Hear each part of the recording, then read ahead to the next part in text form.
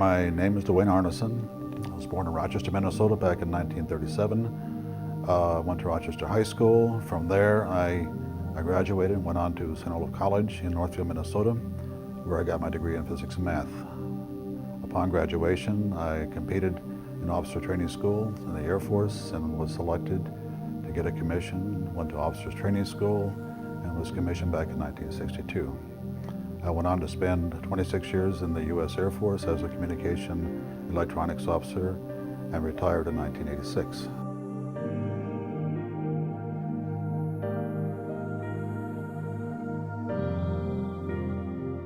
I had assignments all over the world, including Vietnam, Europe, you name it, I've probably been there. I held a top secret SCI TK clearance. That means special compartmented Tango Kilo information, which is above top secret, if you will. It takes a special investigation to get that sort of a clearance.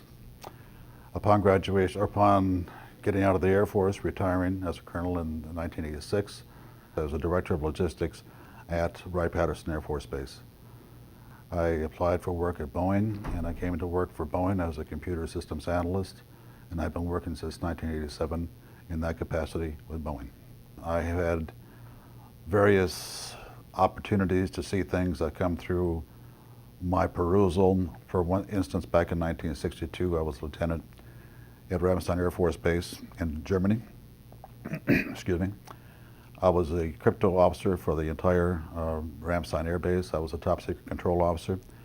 And in that capacity, I happened to see a classified message go through my comm center which said that a UFO has crashed on the island of Spitsbergen, Norway, and a team of scientists are coming to investigate it.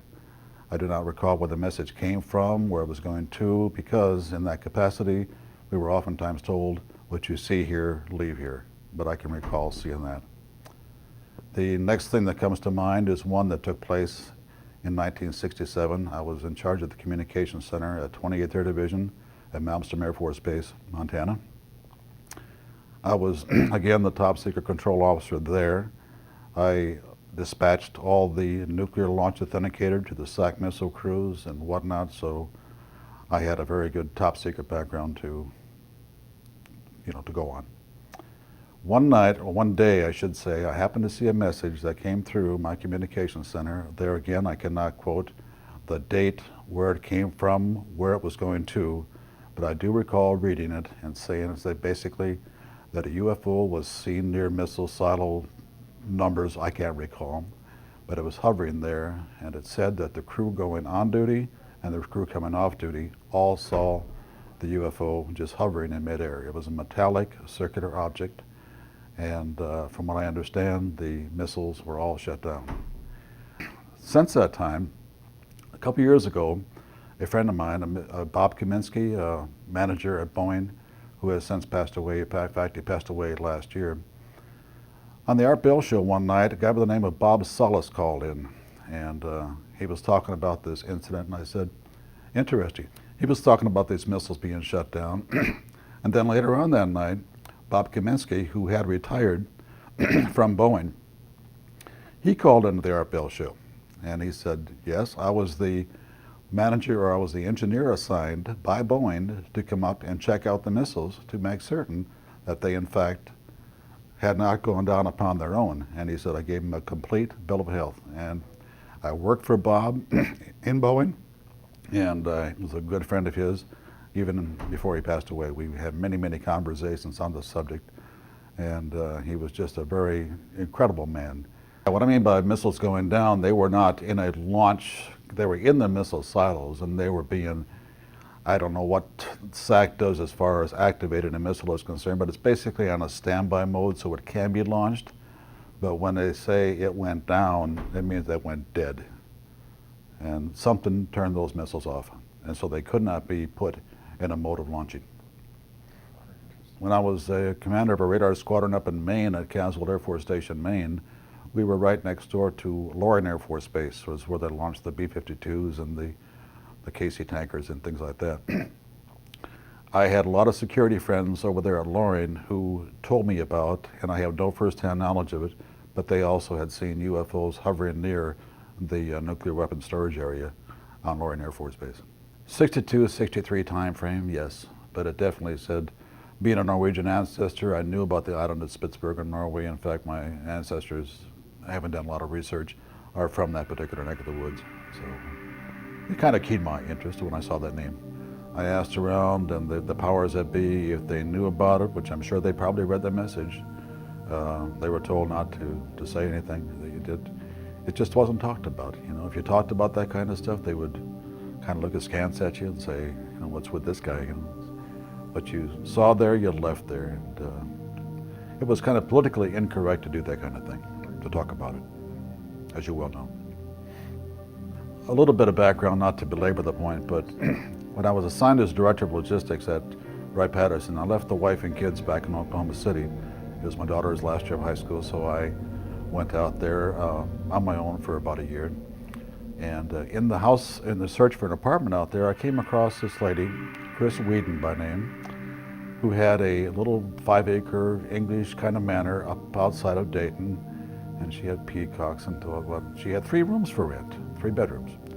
So I rented one, and I kind of became her son. I helped her cut the grass. I mowed the lawn, you know, and I cut the wood. She was up in her 70s.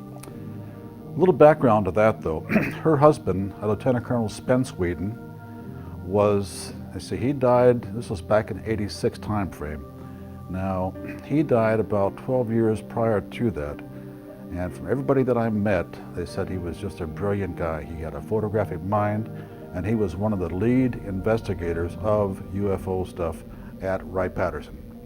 In fact, I have a tape at home produced back in the 1950s, a debate between Spencer Whedon and that Major Kehoe, Donald Kehoe. They were actually in a debate, if you will, on that. It was down the Armstrong Circle Theater. But anyhow, he was her husband, if you will. The one person I happened to meet and took quite a shine to, and he to me, was a Dr. Adolf Raum. Now, he at that time was 83 years old.